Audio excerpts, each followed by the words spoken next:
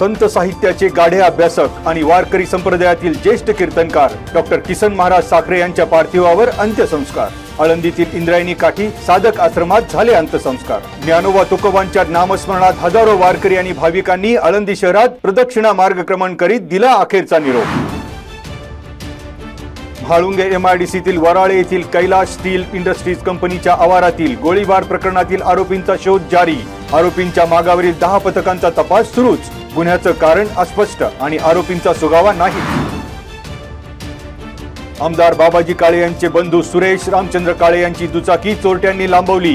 पुतण्या मयूर काळे यांची तक्रार। वीट भट्टीवरील डंपरच्या 2 बॅटऱ्याही चोरीस।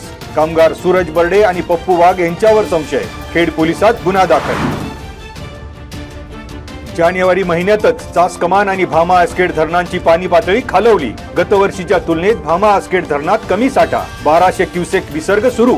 चास कमान धरणात 76.88% तर भामा आसखेड धरणात 71.87% पाणी साठा। चाकण MIDCतील कायदा आणि सुव्यवस्थेचं गाऱ्हाणं थेट मुख्यमंत्रालयापर्यंत पोहोचणार। फेडरेशन ऑफ चाकण इंडस्ट्रीचे सचिव दिलीप बटवाल यांची माहिती। उद्योजकांना भयमुक्त वातावरण तयार करण्यासाठी मुख्यमंत्र्यांना साकडंही घालणार।